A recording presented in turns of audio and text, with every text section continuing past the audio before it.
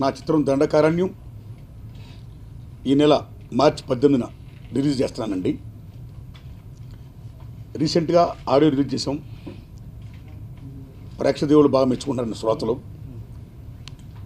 So పాటలు రాసిన ప్రజాకవులు గద్దరన్న, గోరె టెంకన్న, కాశీపతి గారు, యశ్పాల్ గారు, తిరుపతి గారు, వీరందరికీ నా హృదయపూర్వక ధన్యవాదాలండి. పాటలు బ్రహ్మాండంగా పాడిన గద్దరన్న, వందేమ శ్రీనివాస్ గారికి ధన్యవాదాలండి. ఈ దండకారణ్యం సినిమా ఈరోజు ముఖ్యంగా భారతదేశంలో 12-13 రాష్ట్రాల్లో ఆనుకొని భౌగోళికంగా ఏ ప్రదేశం ఉందో, అంటే మన తెలంగాణ పైనుంచి కానీ, మన ఆంధ్రప్రదేశ్ పైనుంచి కానీ, జార్ఖండ్, ఛత్తీస్గఢ్, ఒరిస్సా, మహారాష్ట్ర, మధ్యప్రదేశ్,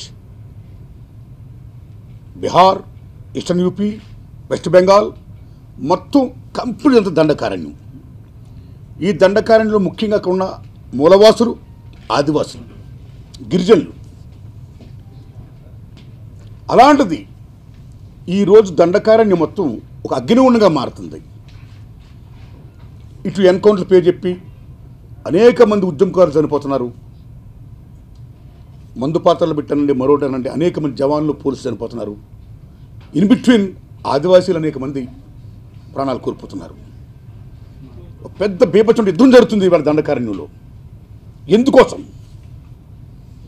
రాజ్యాంగం ఆదివాసీలకు కల్పించిన హక్కులు ఏమైతే ఉన్నాయో, షెడ్యూల్ 5 కానీ, 5D కానీ, షెడ్యూల్ 6 కానీ అవి ఇంప్లిమెంట్ చేయకుండా in the name of development, అభివృద్ధి పేరు చెప్పి మన కేంద్ర రాష్ట్ర ప్రభుత్వాలు బహుళజాతి కంపెనీలకు, కార్పొరేట్ శక్తులకు, ప్రైవేట్ శక్తులకు అక్కడున్న ఖనిజ సంపదని, మూల సంపదని మొత్తం దారాదత్తం చేస్తున్న టైంలో in the name of development మా మూల వనరులు మాకే చెందాలి, అభివృద్ధి పేరు చెప్పి ఇక్కడ ఏ పరిశ్రమలు పెట్టినా మా పర్యావరణం నాశనం అయిపోతుంది, ఎవరు ఎక్కడ ఏ డ్యాములు కట్టినా ఫస్ట్ మా ఆదివాసీలు ఎక్కడికో తరలి వెళ్ళిపోతున్నాం. ఇవాళ అనేక ఖనిజ పరిశ్రమలు, బ్యాక్సైట్ గనుల తవ్వకాలు కానీ, ఇనుపు ఖనిజ తవ్వకాలు కానీ, డోలమైట్ కానీ అనేకమైనవి. ఈ తవ్వకాలప్పుడు ముఖ్యంగా ఈవేళ విశాఖ ఏజెన్సీలో ఏ బాక్సైట్ గనులకు వ్యతిరేకంగా ఈవేళ మా పర్యావరణాన్ని రక్షించండి, మా బతుకులను కాపాడండి, మా ఉనికిని కాపాడండి, ఇక్కడ in the name of development మమ్మల్ని మా బతుకులు చిన్నభిన్నం చేయొద్దని ఏ పోరాటం జరుగుతుందో అలాంటి పోరాటాలు ఈవేళ దండకారణ్యం మొత్తం జరుగుతున్నాయి. సో ఆదివాసీ చేస్తున్న ఈ పోరాటానికి అనేక మంది ఉద్యమకారులు సపోర్ట్ చేస్తున్నారు. ఈ దశలో పోలీస్, మిలిటరీ మొత్తం దిగుతున్నాయి, కాల్పులు జరుగుతున్నాయి, మొత్తం బీభత్సంగా మానవం జరుగుతుంది. ఈ చిత్రం ద్వారా నేను చెప్పదలుచుకున్న పాయింట్ ఏమిటంటే, ఢిల్లీలోనో ఎక్కడో ఓ సంఘటన జరిగితే ఎవరు నిజమైన దేశభక్తులు, ఎవరు సహనవంతులు, మొత్తం అసహనం పెరిగిపోతుంది.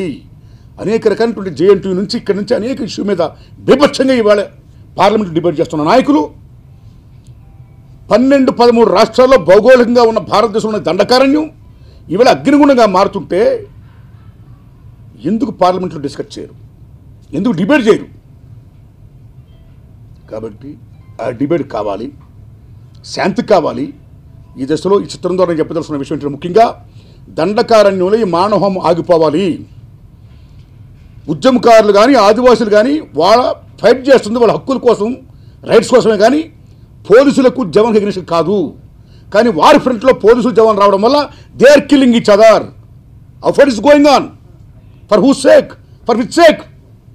ఎవరి కోసం ఈ చావులు ఉండకూడదు. కాబట్టి ఓ కేంద్ర రాష్ట్ర ప్రభుత్వాల ద్వారా మిమ్మల్ని నేను విజ్ఞప్తి చేసేది ఏంటంటే, ఇమ్మీడియట్గా దండకారణ్యంలో ఎటువంటి మానవం జరగకుండా శాంతి జరపండి. అదే రీసెంట్గా మన హోమ్ మినిస్టర్ గారు రాజ్నాథ్ సింగ్ గారు ఒరిస్సాలోని కోరాపుట్లో నక్సల్స్తో మేము చర్చలు జరపాలనుకుంటున్నాం, శాంతి చర్చలు జరిపారు. వారు అనే ముందు వారు ఏమన్నారంటే, ఒక మాట, మీరు ఆయుధాలు విడిచిరండి, మనం శాంతి చర్చలు జరుపుకుందాం అన్నాడు.